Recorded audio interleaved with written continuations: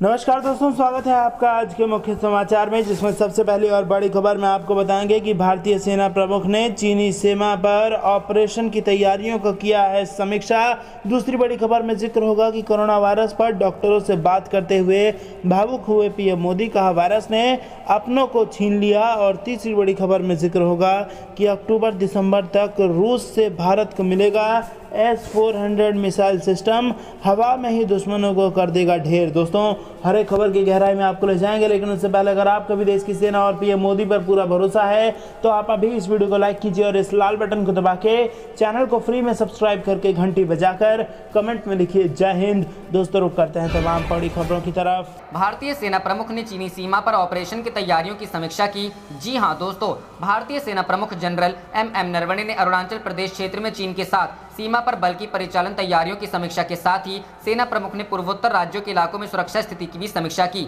General Naravane ने 20 मई को 2 दिवसीय दौरे पर नागालैंड के दीमापुर पहुंचे और परिचालन तैयारियों की समीक्षा की। भारतीय सेना प्रमुख ने कहा, दीमापुर में कोर मुख्यालय में पहुंचने पर सेना प्रमुख को lieutenant general Johnson Matthew, general officer commanding spear corps और डिवीजन कमांडरों ने मौजूदा स्थिति और उत्तरी सीमाओं पर परिचालन तैयारियों के बारे में जानकारी दी। उन्होंने उत्तम निगरानी बनाए रखने के लिए सभी रैंकों की सराहना की और उन्हें सतर्क रहने और चीन के साथ वास्तविक नियंत्रण रेखा पर गतिविधियों पर नजर रखने को कहा। इस महीने की शुरुआत में जनरल ने जम्मू संभाग के अग्रिम क्षेत्रों का दौरा किया और इस क्षेत्र की अपनी 2 दिवसीय यात्रा के दौरान पाकिस्तान के साथ नियंत्रण रेखा और अंदर के इलाकों में सुरक्षा स्थिति की समीक्षा की। जनरल नरवणे 11 मई को नगरोटा स्थित 16 कोर व्हाइट नाइट कॉर्प्स के मुख्यालय पहुंचे और जम्मू क्षेत्र के अखनूर, राजौरी और नौशेरा सहित अग्रिम क्षेत्रों का दौरा किया। नरवणे के साथ उत्तरी सेना के कमांडर लेफ्टिनेंट जनरल वाई के जोशी को मौजूदा सुरक्षा स्थिति, संचालन संबंधी तैयारियों, कोविड-19 प्रबंधन और क्षेत्र के दिग्गजों और लोगों को महामारी के खिलाफ हमारी लड़ाई में दी गई सहायता के बारे में भी जानकारी दी गई। उन्होंने अग्रिम क्षेत्रों में तैनात सैनिकों के साथ भी बातचीत की और नियंत्रण रेखा की पवित्रता बनाए रखने की दिशा में व्हाइट नाइट कोर की सभी रैंकों की लगातार कोशिशों की सराहना की। रुख करते हैं अगली खबर की तरफ। कोरोना वायरस पर डॉक्टरों से बात करते हुए भावुक हुए पीएम मोदी, कहा वायरस ने अपनों को छीना। जी हां दोस्तों, प्रधानमंत्री नरेंद्र मोदी ने शुक्रवार को वीडियो कॉन्फ्रेंसिंग के जरिए वाराणसी के डॉक्टरों और फ्रंट लाइन वर्करों से बातचीत की। इस दौरान डॉक्टरों से बात करते हुए भावुक हो गए और कहा कि महामारी में हमने कई अपनों को खोया है, मेरी उन सभी को श्रद्धांजलि। डॉक्टर्स नर्सेज का काम सराहनीय, पीएम मोदी। डॉक्टरों और फ्रंटलाइन वर्कर्स से बात करते हुए पीएम नरेंद्र मोदी ने कहा, मैं काशी का एक सेवक होने के नाते हर एक काशीवासी का हृदय से धन्यवाद देता हूं। विशेष रूप से हमारे डॉक्टर्स, नर्सेज, वार्ड बॉयज और एम्बुलेंस ड्राइवर्स ने जो काम किया है वो वाकई सराहनीय है। इस दौरान पीएम मोदी भावुक हो गए और कहा, इस वायरस ने हमारे कई अपनों को हमसे छीना है। मैं उन सभी लोगों को अपनी श्रद्धांजलि देता हूं, उनके परिजनों के प्रति सांत्वना व्यक्त करता हूं। उन्होंने आगे कहा, कोरोना की दूसरी लहर में हमें कई मोर्चों पर एक साथ लड़ना पड़ रहा है। इस बार संक्रमण दर भी पहले से कई गुना ज्यादा है। मरीजों को ज्यादा दिनों तक अस्पताल में रहना पड़ रहा है, इससे हमारे स्वास्थ्य सिस्टम पर दबाव पड़ा है। पीएम मोदी ने कहा, इस असाधारण परिस्थिति में भी हमारे डॉक्टर्स, हेल्थ वर्कर्स के इतने बड़े परिश्रम से ही इस दबाव को संभालना संभव हुआ है। आप सभी ने एक एक मरीज की जीवन रक्षा के लिए दिन रात काम किया, खुद की तकलीफ, आराम, इन सब से ऊपर उठकर जी जान से काम करते रहे। उन्होंने आगे कहा, बनारस ने जिस स्पीड से इतने कम समय में ऑक्सीजन और आईसीयू बेड्स की संख्या कई गुना बढ़ाई है, जिस तरह से इतनी जल्दी पंडित राजन मिश्र कोविड अस्पताल को सक्रिय किया है, ये भी अपने आप में एक उदाहरण है। डॉक्टरों और फ्रंटलाइन वर्कर्स को संबोधित करते हुए पीएम मोदी ने कहा, अब हमारा नया मंत्र है, जहां बीमार वहीं उपचार। इस सिद्धांत पर माइक्रो कंटेनमेंट जोन बनाकर जिस तरह आप शहर एवं गाँव में घर घर दवाएं बांट रहे हैं, ये बहुत अच्छी पहल है। इस अभियान को ग्रामीण इलाकों में जितना हो सके उतना व्यापक करना है। प्रधानमंत्री ने कहा, कोरोना की दूसरी लहर में हमने वैक्सीन की सुरक्षा को भी देखा है। वैक्सीन की सुरक्षा के चलते काफी हद तक हमारे फ्रंटलाइन वर्कर्स सुरक्षित रहकर लोगों की सेवा कर पाए हैं। यही सुरक्षा कवच आने वाले समय में हर व्यक्ति तक पहुंचेगा। उन्होंने आगे कहा, दूसरी लहर के दौरान प्रशासन ने जो तैयारियां की है, उन्हें केस घटने के बाद भी हमें ऐसे ही चुस्त दुरुस्त रखना ही है। साथ ही लगातार आंकड़ों और स्थितियों पर भी नजर करते हैं अगली खबर की तरफ। अक्टूबर दिसंबर तक रूस से भारत को मिलेगा S-400 मिसाइल सिस्टम, हवा में ही दुश्मनों को कर देगा ढेर। जी हां दोस्तों, रूस के सरकारी हथियार निर्यातक रोसोबोरनेक्टपोर्ट के एक शीर्ष अधिकारी ने गुरुवार को बताया कि भारत को सतह से हवा में मार करने वाली अत्याधुनिक S-400 मिसाइल प्रणाली की पहली खेप रूस से इस साल अक्टूबर दिसंबर में मिल जाएगी। रोसोबोरनेक्टपोर्ट के सीईओ अलेक्जेंडर मिखेयेव ने कहा कि हर चीज तय समय के अनुसार चल रही है। S-400 सतह से हवा में मार करने वाली लंबी दूरी की रूस की सबसे उन्नत मिसाइल रक्षा प्रणाली है। ट्रायम्फ मिसाइल प्रणाली 400 किलोमीटर की दूरी से शत्रु विमानों, मिसाइलों और यहां तक कि ड्रोन को भी नष्ट कर सकती है। एजेंसी ने बताया कि भारतीय विशेषज्ञ रूस पहुंच गए हैं और उन्होंने जनवरी 2021 में S-400 संबंधी प्रशिक्षण लेना शुरू कर दिया है। उल्लेखनीय है कि अक्टूबर 2018 में भारत ने रूस के साथ $5 अरब में S-400 वायु रक्षा मिसाइल प्रणाली की 5 इकाई खरीदने का करार किया था। भारत ने यह करार अमेरिका के पूर्व राष्ट्रपति डोनाल्ड ट्रंप के प्रशासन द्वारा प्रतिबंध लगाने की धमकी के बावजूद किया था। भारत ने इस मिसाइल प्रणाली को खरीदने के लिए वर्ष 2019 में $80 करोड़ की पहली किस्त का भुगतान किया था। बता दें कि S-400 मिसाइल प्रणाली को खरीदने को लेकर भारत को कुछ देशों का विरोध का भी सामना करना पड़ा था। इस साल की शुरुआत में अमेरिकी कांग्रेस की एक रिपोर्ट में चेतावनी दी गई थी कि रूस से भारत के S-400 हवाई रक्षा प्रणाली खरीदने पर उसे अमेरिका की ओर से प्रतिबंधों का सामना करना पड़ सकता है। तब अमेरिका की चेतावनी पर भारत ने कहा था कि हमारी हमेशा से स्वतंत्र विदेश नीति रही है, जो इस रक्षा खरीद और आपूर्ति पर भी लागू होती है। रुख करते हैं अगली खबर की तरफ। चौराहे पर है चीन और भारत के संबंध, LAC पर तनाव के बीच सहयोग के बारे में नहीं सोच सकते, एस जयशंकर। जी हां दोस्तों, विदेश मंत्री एस जयशंकर ने गुरुवार को कहा कि भारत चीन संबंध चौराहे पर है और नई दिल्ली दूसरे क्षेत्रों में बीजिंग के साथ सहयोग करने के बारे में तब तक नहीं सोच सकती जब तक वास्तविक नियंत्रण रेखा पर तनाव जारी है। विदेश मंत्रालय ने भी कहा कि लद्दाख सेक्टर में फ्रिक्शन पॉइंट्स पर भारतीय और चीनी सैनिकों की वापसी की प्रक्रिया अब भी बीच में रुकी हुई है और सीमावर्ती क्षेत्रों में शांति की पूर्ण बहाली से ही द्विपक्षीय संबंधों में प्रगति होगी। FT इंडियन एक्सप्रेस वेबिनार में एक वर्चुअल इंटरव्यू के दौरान दिया गया जयशंकर का ये बयान चीनी नेतृत्व की तरफ से 1 साल पहले शुरू हुए सीमा गतिरोध को खत्म करने और व्यापार और निवेश जैसे दूसरे क्षेत्रों में सहयोग पर ध्यान केंद्रित करने के रूप में आया है। उन्होंने चीन पर सीमा पर शांति के लिए सर्वसम्मति से हुई सहमति से दूर भागने का आरोप लगाया, जो 1988 में पूर्व प्रधानमंत्री राजीव गांधी की चीन की महत्वपूर्ण यात्रा के बाद हुई थी। उन्होंने कहा कि इस आम सहमति से 1993 और 1996 में महत्वपूर्ण सीमा समझौते हुए, जिससे LAC पर 3 दशक तक शांति और स्थिरता बनी रही। विदेश मंत्री ने कहा, मैं समझता हूं कि संबंध चौराहे पर है और इसकी दिशा इस बात पर निर्भर करेगी कि क्या चीनी पक्ष सहमति का पालन करता है, क्या वह हमारे बीच हुए समझौते का पालन करता है। पिछले साल से ये साफ हो गया कि अन्य क्षेत्रों में सहयोग सीमा पर तनाव के साथ जारी नहीं रह सकता है। चीन द्वारा क्षेत्र में प्रभाव बढ़ाने और दोनों देशों के बीच प्रतिस्पर्धा के बारे में एक सवाल के जवाब में जयशंकर ने कहा, भारत प्रतिस्पर्धा करने को तैयार है और हमारी अंतर्निहित ताकत और प्रभाव है जो हिंद प्रशांत से लेकर अफ्रीका और यूरोप तक है। उन्होंने कहा, प्रतिस्पर्धा करना एक बात है लेकिन सीमा पर हिंसा करना दूसरी बात है। विदेश मंत्री ने कहा, मैं प्रतिस्पर्धा करने को तैयार हूँ, ये मेरे लिए मुद्दा नहीं है। मेरे लिए मुद्दा ये है कि मैं संबंधों को किस आधार पर व्यवस्थित रखूँ जब एक पक्ष इसका उल्लंघन कर रहा है। उन्होंने कहा कि दोनों देशों के बीच आर्थिक संबंध 1980 और 1990 के दौरान सीमा पर स्थिरता के आधार पर संचालित रहे। जयशंकर ने कहा, मेरे पास इस समय कोई स्पष्ट जवाब नहीं है, लेकिन 1962 के संघर्ष के 26 साल बाद तत्कालीन प्रधानमंत्री राजीव गांधी चीन गए थे। 1988 में एक तरह की सहमति बनी जिससे सीमा पर स्थिरता कायम हुई। उन्होंने कहा कि इसके बाद 1993 और 1996 में सीमा पर शांति बनाए रखने के लिए 2 महत्वपूर्ण समझौते हुए। विदेश मंत्री ने कहा कि इस समझौतों में ये कहा गया था कि आप सीमा पर बड़ी सेना नहीं लाएंगे और वास्तविक नियंत्रण रेखा का सम्मान किया जाएगा, प्रयास नहीं होगा। लेकिन पिछले साल चीन वास्तव में 1988 की सहमति से पीछे हट गया। उन्होंने कहा कि अगर सीमा पर शांति और स्थिरता नहीं होगी तब निश्चित तौर पर इसका संबंधों पर प्रभाव पड़ेगा। रुख करते हैं अगली खबर की तरफ। देसी टीके से दूर होगी वैक्सीन की किल्लत, भारत बायोटेक हर साल बनाएगा 90 करोड़ कोवैक्सीन। जी हां दोस्तों, भारत में जारी टीके की कमी को दूर करने के लिए भारत बायोटेक ने कमर कस ली है। कंपनी के संयुक्त प्रबंध निदेशक सुचित्रा एला के अनुसार भारत बायोटेक ने गुरुवार को घोषणा की है कि वह गुजरात में अपनी रेबीज वैक्सीन सुविधा में कोवैक्सीन की अतिरिक्त खुराक का निर्माण करेगी। अगले 4 महीने में इसमें तेजी आने की उम्मीद है। इससे कोविड वैक्सीन क्षमता 1 महीने में 1.7 करोड़ खुराक बढ़ जाएगी। हैदराबाद की कंपनी ने अपनी चिरोन बेहरिंग वैक्सीन सुविधा का प्रयोग करने का निर्णय लिया है, जिसे उसने 2019 में रेबीज के टीके बनाने के लिए ग्लैक्सोस्मिथक्लाइन से हासिल किया था। इससे कोविड-19 वैक्सीन के निर्माण में तेजी लाने में मदद मिलेगी। आपको बता दें कि भारत बायोटेक ने भारतीय चिकित्सा अनुसंधान परिषद के साथ संयुक्त रूप से कोवैक्सीन विकसित किया है।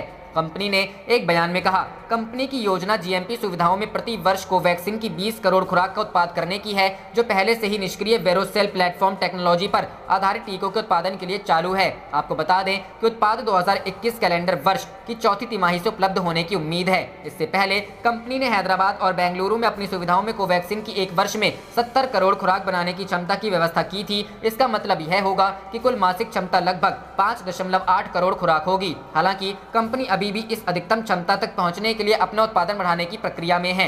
भारत बायोटेक के अध्यक्ष और प्रबंध निदेशक डॉक्टर कृष्ण एला ने पिछले महीने एनडीटीवी को दिए एक साक्षात्कार के दौरान कहा कि हैदराबाद वैक्सीन निर्माता अप्रैल में एक महीने में 2 करोड़ खुराक की क्षमता को छूने में कामयाब रहा और मई में लगभग 30 से 35 मिलियन खुराक बनाने की उम्मीद कर रहा था। भारत बायोटेक की अतिरिक्त सुविधा अगस्त और दिसंबर के बीच भारतीय आबादी के लिए उपलब्ध कोविड-19 टीकों की खुराक बढ़ाने के सरकार के लक्ष्य में योगदान करने की उम्मीद है। कोविड-19 वैक्सीन बनाने के लिए भारत बायोटेक की क्षमता बढ़ाने के लिए कम से कम 4 निर्माताओं के साथ करार हो। रुख करते हैं अगली खबर की तरफ। सावधान, पूर्वी लद्दाख में चीनी सेना की हलचल, भारत ने एलएसी पर सतर्कता बढ़ाई। जी हां दोस्तों, पूर्वी लद्दाख में भारत की चीन के साथ लगने वाली वास्तविक नियंत्रण रेखा पर करीब 1 साल पूर्व पैदा हुआ तनाव आज भी बरकरार है। ऐसे में एलएसी के करीब सटे इलाकों में चीन की पीपुल्स लिबरेशन आर्मी की गतिविधियों को ध्यान में रखते हुए भारतीय सेना ने भी अपने जवानों को सतर्क रहने के निर्देश दिए हैं। श्रीनगर से लद्दाख की ओर सेना की मूवमेंट भी तेज हो गई है। इस बीच सूत्रों के अनुसार भारत और चीन के बीच पैदा हुए तनाव के बाद आपसी सहमति से भले ही चीन ने गलवान घाटी और पैंगोंग त्सो झील के उत्तरी किनारों से अपनी सेना को पीछे हटाने पर रजामंदी जताई थी, लेकिन कुछ ऐसे इलाके भी थे जहां से उन्होंने पूरी तरह से पीछे हटने से इनकार किया था और उन इलाकों में लगातार तनाव बरकरार है। उन इलाकों में दिपसांग प्लेन्स, हॉट स्प्रिंग, गोगरा और डेमचोक का इलाका शामिल है। एक पूर्व सैन्य अधिकारी ने बताया कि इन इलाकों में चीनी पीएलए के जवानों की मौजूदगी कहीं न कहीं जरूर चिंता का विषय है, क्योंकि चीन पर कभी भी भरोसा नहीं किया जा सकता। वह कभी भी किसी भी हरकत को अंजाम दे सकते हैं। ऐसे में हमारी सेना को पूरी तरह से सतर्क रहने की जरूरत है। वहीं एक सैन्य अधिकारी ने बताया कि चीन द्वारा एलएसी के करीब ग्रीष्मकालीन अभ्यास शुरू किया गया है और इन गतिविधियों को ध्यान में रखते हुए हमने अपने जवानों को भी सतर्क रहने के निर्देश दिए हैं। लद्दाख की ओर मूवमेंट में बढ़ोतरी।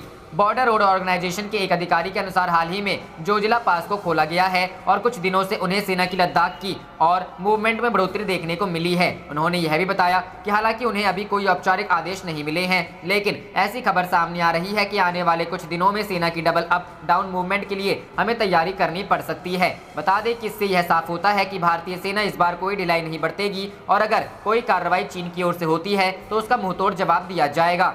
पिछले साल 15 जून को हुई थी गलवान में झड़प। पिछले वर्ष 15 जून को गलवान घाटी में भारत और चीन के सैनिकों के बीच हुए टकराव के बाद से लगातार तनाव बरकरार था, लेकिन कुछ समझौतों के बाद तनाव में थोड़ी कमी आई थी। रुख करते हैं अगली खबर की तरफ। फलस्तीन पर अपने हमले रोकेगा इजरायल, गाजा में संघर्ष विराम को कैबिनेट ने दी मंजूरी। जी हां दोस्तों, इजरायल के प्रधानमंत्री बेंजामिन नेतन्याहू की सुरक्षा कैबिनेट ने गाजा पट्टी में 11 दिन से चल रहे सैन्य अभियान को रोकने के लिए एक तरफा संघर्ष विराम को मंजूरी दे दी है। इजरायली मीडिया ने बृहस्पतिवार देर रात यह जानकारी दी। मीडिया में आई खबरों में कहा गया है कि हमलों को रोकने के लिए अमेरिका की ओर से दबाव बनाए जाने के बाद यह फैसला किया गया है। कई रिपोर्ट में कहा गया है कि संघर्ष विराम फैसले से करीब 3 घंटे बाद देर रात 2 बजे से लागू हो जाएगा। नेतन्याहू के कार्यालय ने इन रिपोर्ट की तत्काल पुष्टि नहीं की और हमास ने भी इस पर तत्काल कोई प्रतिक्रिया नहीं दी। रुख करते हैं अगली खबर की तरफ। रशिया के जिस S-400 मिसाइल डिफेंस सिस्टम से पूरी दुनिया खौफ खाती है, वो जल्द बढ़ाएगा इंडिया की ताकत। जी हां दोस्तों, चीन और पाकिस्तान के लिए बुरी खबर है। भारत के रक्षा बेड़े में जल्द ही रूस की अत्याधुनिक S-400 मिसाइल प्रणाली शामिल होने वाली है।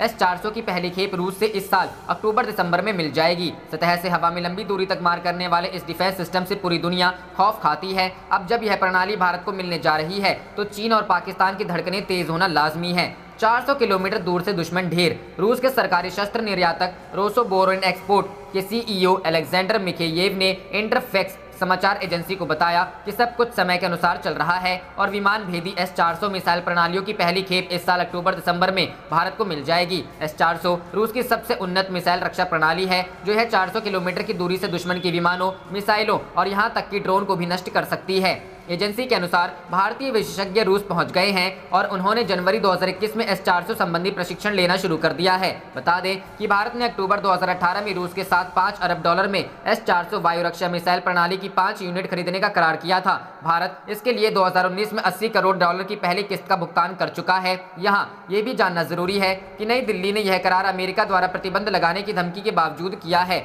इस साल की शुरुआत में अमेरिकी कांग्रेस की एक रिपोर्ट में चेतावनी दी गई थी कि रूस से भारत के S-400 हवाई रक्षा प्रणाली खरीदने पर उसे अमेरिका की ओर से प्रतिबंधों का सामना करना पड़ सकता है। तब मोदी सरकार ने स्पष्ट शब्दों में कहा था कि भारत की हमेशा से स्वतंत्र विदेश नीति रही है, जो इस रक्षा खरीद और आपूर्ति पर भी लागू होती है। रुख करते हैं अगली खबर की तरफ। गढ़चिरौली में पुलिस की बड़ी कार्रवाई, एनकाउंटर में 13 नक्सली ढेर। जी हां दोस्तों, महाराष्ट्र के गढ़चिरौली में C-60 कमांडो पुलिस ने नक्सलियों पर बड़ी कार्रवाई की है। C-60 की इस कार्रवाई में 13 नक्सलियों के मारे जाने की खबर है। नक्सलियों से मुठभेड़ गढ़चिरौली की एटापल्ली तहसील के पैदी कोटमी जंगल में हुई। गढ़चिरौली में नक्सलियों का एनकाउंटर। बता दें कि C60 कमांडो पुलिस और नक्सलियों के बीच एनकाउंटर शुक्रवार तड़के जंगल में शुरू हुआ। कार्रवाई को अंजाम देने के लिए कमांडो पैदल ही जंगल के अंदर गए, जिससे नक्सलियों को उनके वहां होने की भनक तक नहीं लगी। गढ़चिरौली के DIG संदीप पाटिल ने बताया कि कम से कम 13 नक्सली पुलिस ऑपरेशन में मारे गए। गढ़चिरौली के जंगली एरिया एटापल्ली में नक्सलियों से मुठभेड़ हुई। बता दें कि पुलिस ने नक्सलियों के शव बरामद कर लिए हैं।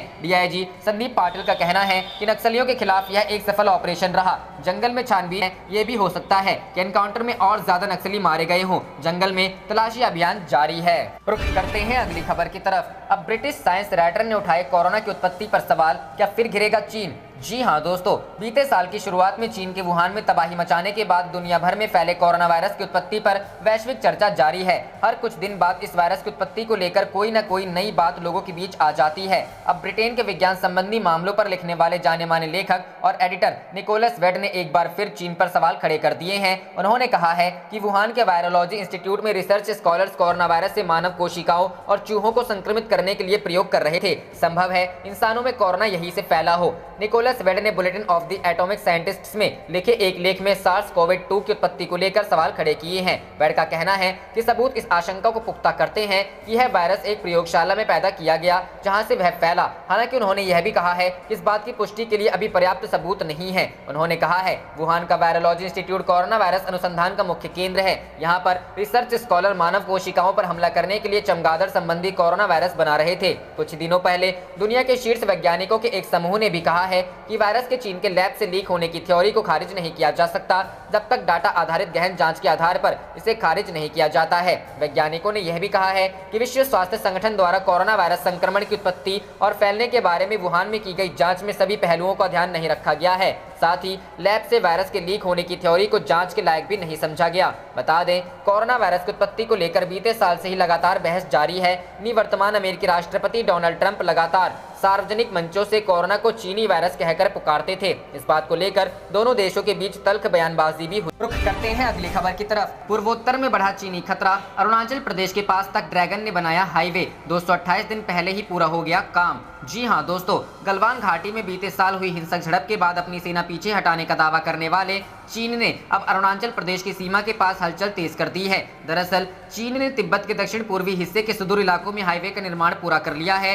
जो कि अरुणाचल प्रदेश की सीमा के पास है और भारत की सुरक्षा के लिए चुनौती बन सकता है। इस हाईवे में 2 किलोमीटर लंबी सुरंग भी शामिल है। यह हाईवे दुनिया के सबसे गहरे दर्रे यारलुंग जांगबो ग्रेट दर्रे से कटता है और संभवतः यह बाईबंग काउंटी में जाकर खत्म होता है, जो कि अरुणाचल प्रदेश के बिशिंग गांव की सीमा के पास है। बिशिंग गांव अरुणाचल प्रदेश के गेलिंग सर्कल में आता है, जो मैकमोहन सीमा को छूता है। मैकमोहन लाइन चीन और भारत के बीच वास्तविक सीमा चिन्हित करती है। चीन अरुणाचल प्रदेश को भारत का हिस्सा नहीं मानता और यह वह दावा करता है कि यह दक्षिणी तिब्बत में आता है। यह हाईवे भारत के साथ LAC के पास सड़कों और सुरंगों के निर्माण की चीन की महत्वाकांक्षी योजनाओं का हिस्सा है। इससे चीन के दूरस्थ इलाके भी शहरों और हवाई अड्डों से जुड़ेंगे। ब्रह्मपुत्र पर हाइड्रो प्रोजेक्ट में भी होगी इस हाईवे की बड़ी भूमिका। इस हाईवे के चालू होने से अब तिब्बत के शहरी इलाके निगंची और सीमा से सटे गाँव के बीच का सफर घटकर सिर्फ 8 घंटे का रह जाएगा। माना जा रहा है कि चीन के mega Yarlung Zangbo hydro power project की योजना बनाने में भी यह हाईवे बड़ी भूमिका निभाएगा। बता दें कि तिब्बत की यारलुंग जांगबो नदी ही भारत में बहकर आने पर अरुणाचल प्रदेश में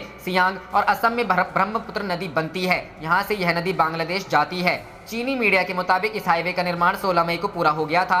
यह हाईवे अपनी डेडलाइन से 228 दिन पहले ही बन गया है। इससे पहले चीन ने भारत की सीमा से सटे मेडोग और निगंची के बाद निंची के बीच 2114 मीटर लंबी सुरंग और 67.22 किलोमीटर की रोड भी बनाई थी।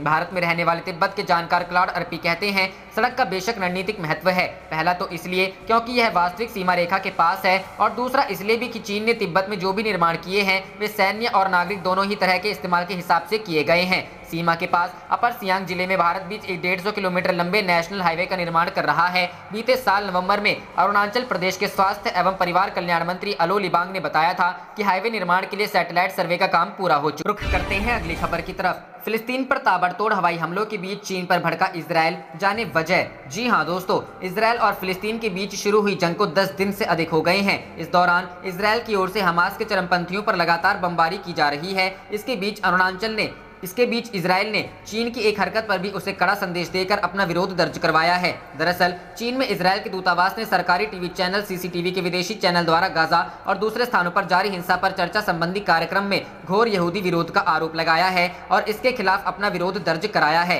इजरायली दूतावास ने इस संबंध में एक ट्वीट भी किया है। इसमें उसने कहा है, हमने उम्मीद की थी कि दुनिया को यहूदियों द्वारा नियंत्रित करने जैसे षड्यंत्रकारी सिद्धांतों का दौर चला गया है, पर दुर्भाग्य से यहूदी विरोध एक बार फिर अपना घिनौना चेहरा लेकर सामने आ रहा है। आप देख रहे थे आपका अपना चैनल जय हिंद जय भारत।